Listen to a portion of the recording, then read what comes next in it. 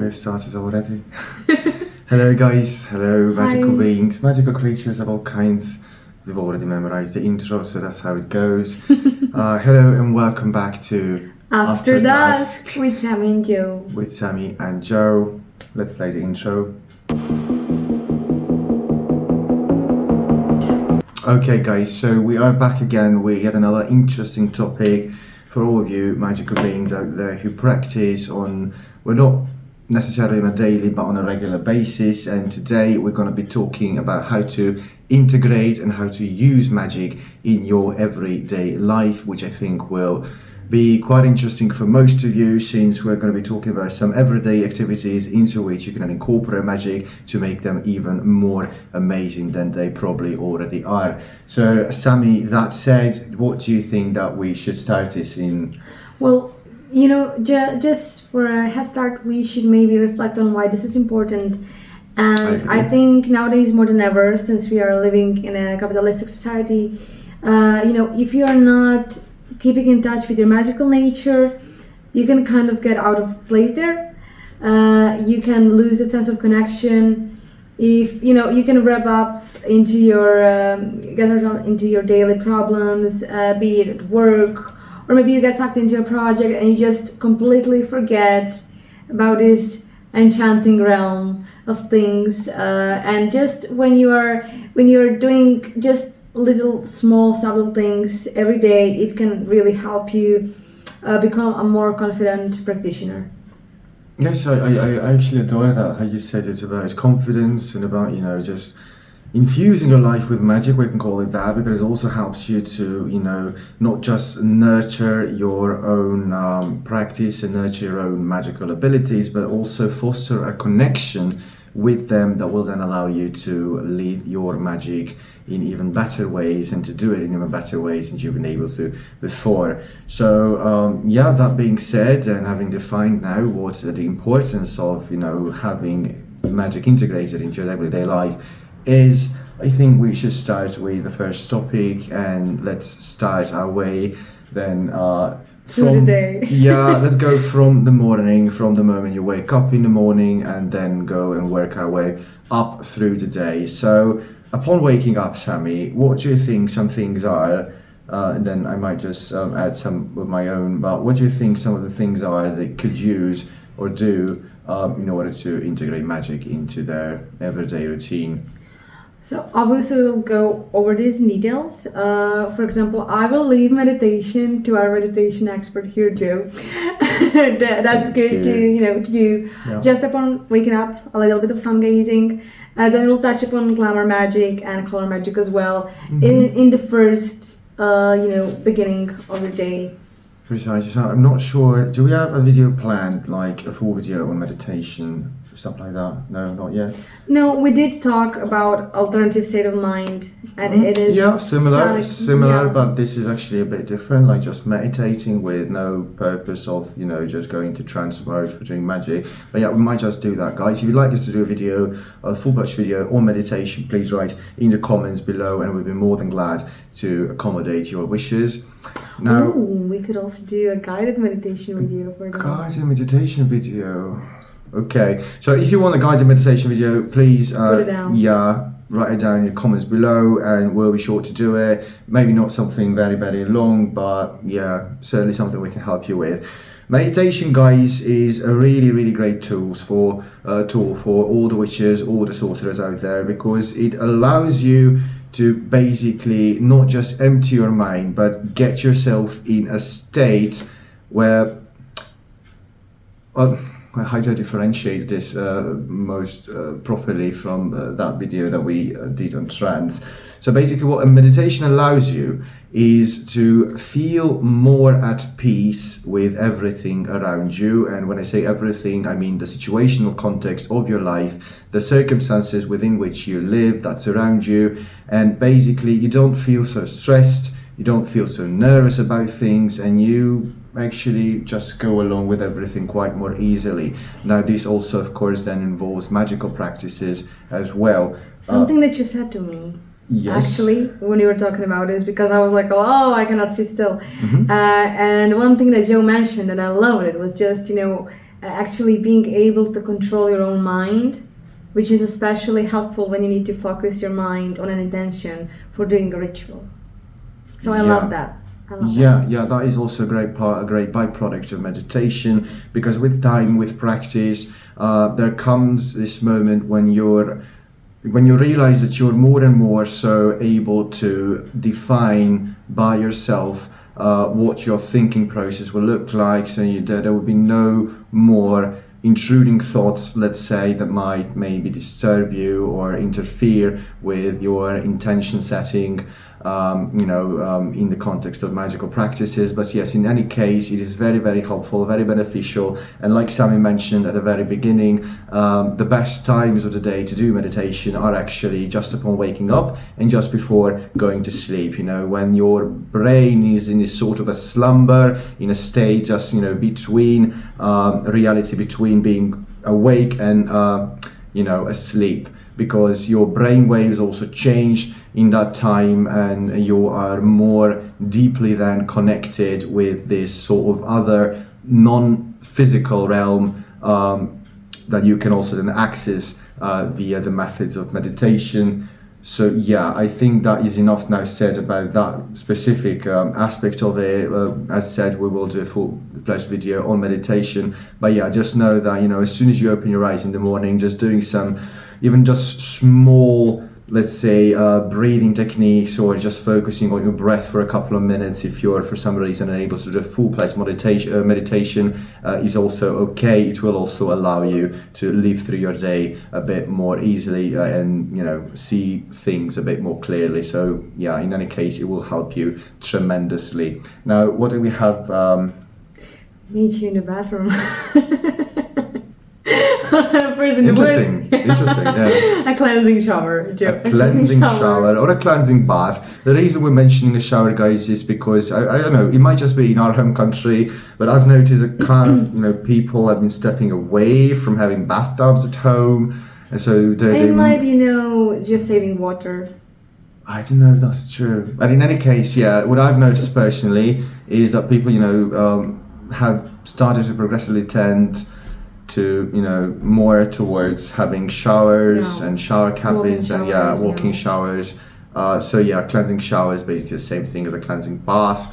Maybe there are some, how would I say this? Maybe you're lucky and you have a minimal pool differences. You fill it with honey and Cleopatra stuff.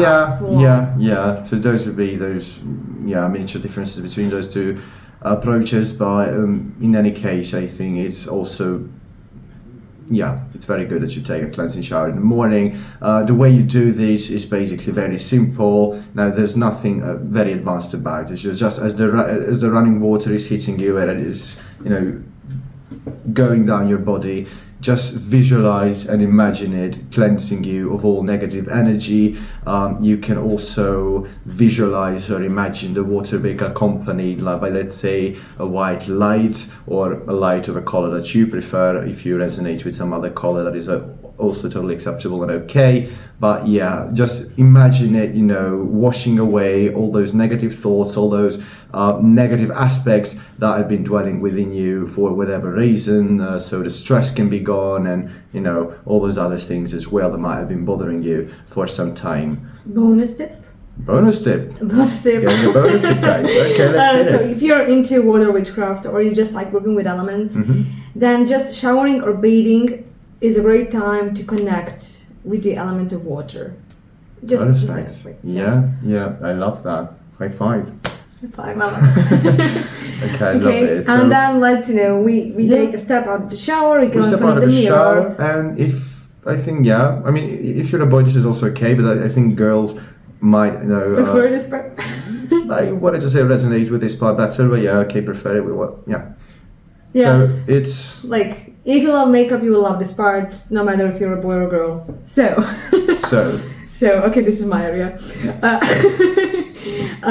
Makeup, glamour magic. I don't like to think about it as illusion. I like to think about it as projecting the best version of yourself onto your image, onto what's visible. And it's not just about the makeup you're applying, it's more about the energy connected with it. And here is where you can also use some of the color magic. So maybe, you know, if you're going on a date, you might choose to wear a pink eyeshadow. I did this for our first date. Yeah, she did. She's not lying there. He didn't notice. He was like, ooh. I was very impressed. Because you rarely see girls with, you know, such color today, let me put it like that. But I loved it. I really loved it. I told her that, and she was amazed, like, oh my god, you noticed. But yeah, let's not. Okay. Yeah. Our romantic story will save it for some other time. Yeah. Okay. It is a different story. It is. An interesting one. Yeah. An interesting one. Still. Okay. So yeah, let's go back to makeup. Yeah. And your eyeshadow palette. So, or you know, you might, if you need to feel extra confident, you might choose a bold color of the eyeshadow, for example, black. You know, something that will really make you like, oh, you know, and just project that idea of yourself that you want to be that day, that you need to reach for that energy that you need, and to just make it a reality. You kind of step into that identity for a day. And still, it doesn't have to be something that you're not. It's not like that you're pretending to be someone you're not. It's more like tapping into different aspects of you. Maybe even reaching for your shadow self. Oh, I love this last part. Can you maybe elaborate on that a bit more? Like reaching out for your shadow self, like in the context of Glamour Magic, yes. And what you just mentioned, like what would that mean yes. Exactly? Okay, we should do a separate video on this because it doesn't have to mean necessarily this thing, but you know, because your shadow self, it can be your flaws, so it can be something that you perceive as negative, or it can be like this raw version of yourself without filters, without the society rules applied to it. So this is something you would reach for when you're feeling down, when you really need a boost, because you know this is a part of ourselves that we like to kind of push under the carpet.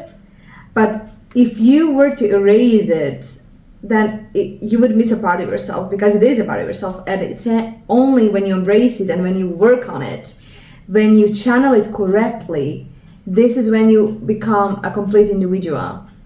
But yeah, I'm a big fan of Jung, so... It is okay. Yeah. It's okay. I think many of our viewers are as well. He was rather elaborate and eloquent in his thinkings, and you know, I really like him as well. Just to wrap out on a point of color magic as well, you can also use it when choosing just what to wear that day. So, for example, you're going on an interview, and this is where psychology as well kicks in. You know, you will maybe wear red color or purple, something that just makes you feel empowered. Whereas when you're maybe in need of a healing, you might choose for some, you know, a more tranquil. Tranquil? Oh my god, my accent, I'm sorry guys. Yeah, you know, serene colors. Let's say it like that. Serene colors, like lilac, yeah, maybe whites, you know, like just lighter shades, pastels that have this, you know, pacifying effect on your brain, on your mind. So something like that. So it's really, you can also then, you know, pair your nail polish vanish with it. His favorite word. Yeah. And basically you have fun with it. It's very simple. It doesn't take a lot to do. Even if you have screaming kids around you, you can do it. And this is what I love about it. Well, yeah, the simplicity of it is just the very reason behind why we decided to make this video, basically, and just include these techniques and tactics into, you know, and tell you how you can basically do these things every day. So yeah, I do wholeheartedly agree with what you just said.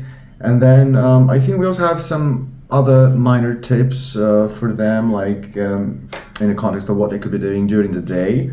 For example, guys, some of you might feel very connected to working with crystals. So if you are, or even if you aren't and you would like to try it out, it's perfectly fine. So you could maybe wear a crystal, maybe as a pendant, or just carry it on your person, in your pocket, on your wallet, if you don't want like a real necklace with a crystal around your neck. But this can also help with, you know, if anything, to balance out your energy and to maybe even attract certain circumstances to you, which you would prefer or like in certain, situations. So that could work as well. And the same goes for amulets. Amulets, yes. I mean, I thought kind of that was self-implied, but yes, we can mention it explicitly. Yes, amulets as well. One other thing that I might also want to mention here is maybe some discrete form of sigil creation, sigil engraving into, stuff around you, for example, at your place of work or even in public transport somewhere, whenever you feel the need for it, maybe that would be best put. And then, you just create a little sigil with an infused meaning of your desire or intention, and, you can use it as that, like that as well. I am sensing... You're sensing well. I'm a big fan of sigils, and as also because of my artistic side, which Joe also has.